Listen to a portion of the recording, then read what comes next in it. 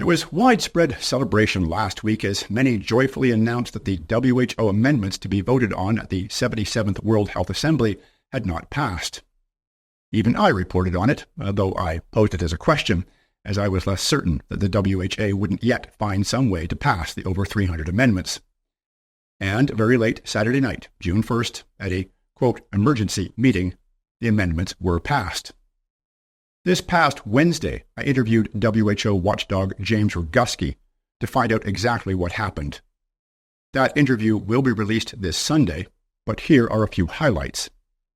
In passing the amendments, the WHO broke their own rules. Under Article 55, they must provide the full text of the amendments to the member countries at least 4 months in advance of the WHO meeting, which took place from May 27th to June 1st. That would have made the deadline to provide the full text of the amendments January 27th. The full text was not provided until a few hours before the vote.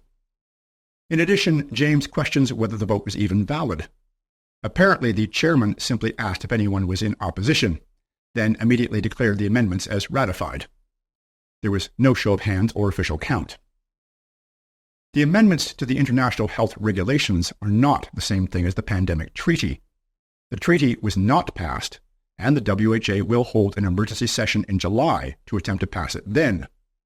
If that doesn't work, they will almost certainly pass it next spring at the 78th WHO General Meeting.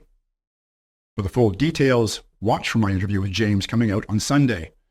There are many myths surrounding the amendments which James and I dispel.